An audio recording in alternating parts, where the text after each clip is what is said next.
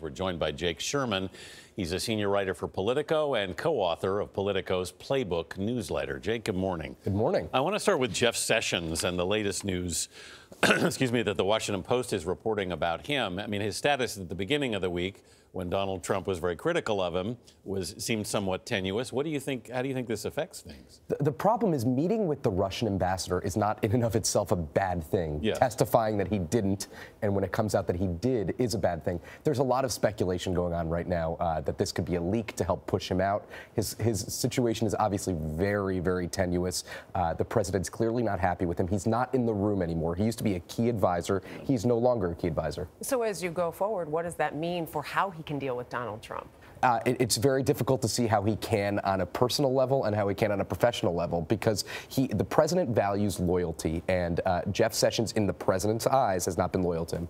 Along those lines, it is the AG's office that would be in charge of the special investigation. If it's not Sessions there, then what does that mean for the special investigation? It means that there's no supervision. And also, I think, listen, if Donald Trump wants to push Jeff Sessions out, he's going to have a huge fight on Capitol Hill on his hands to get a new attorney general, something that he cannot really afford at this point. You think the Senate would resist him pushing him out? I think the Senate will have a lot of questions. We've seen in the last couple of weeks Senate Republicans increasingly skeptical of Donald Trump, willing to question him. These are all factors that will be in play if he has to choose a new attorney general. You raised the issue of loyalty. Yep. Anthony Scaramucci talked yesterday, was very open about saying, "I love the president. I'm loyal to the president." Was that his chief qualification, do you think? Because he doesn't have communications background. I can make 2 points here that are in direct conflict with each other. Number one, he's going to be a good press secretary for the president because he's loyal. He's willing to say things that others aren't willing to say. I mean, he went out on his first day and talked about the president hitting foul shots in a top coat in Madison Square Garden.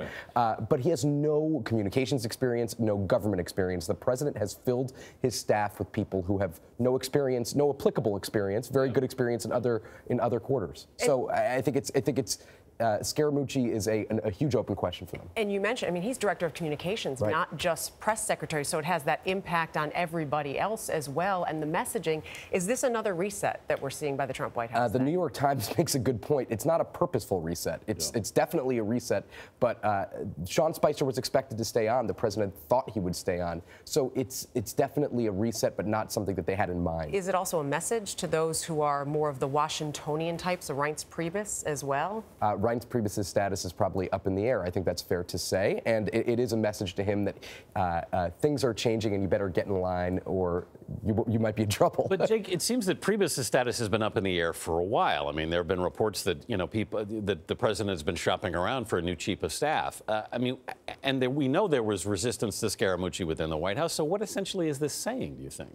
I think that there's a lot of palace intrigue without a lot of backup, right? I mean, there's been shake-up stories in newspapers by people like us for a long time, and there hasn't really been a shake-up. I think it'll be very difficult for the president to find somebody to take Reince Priebus's place, because professional political operatives look at this White House and they see a president that does not follow any guidance. He does whatever he wants. So why would you go work for a person who won't follow any of your advice? And I think that's something that a lot of people that I talk to are very cognizant of. One of the things we're going to see next week, Jared Kushner goes to Capitol Hill. He'll be testifying behind closed doors, but you also have Donald Trump Jr.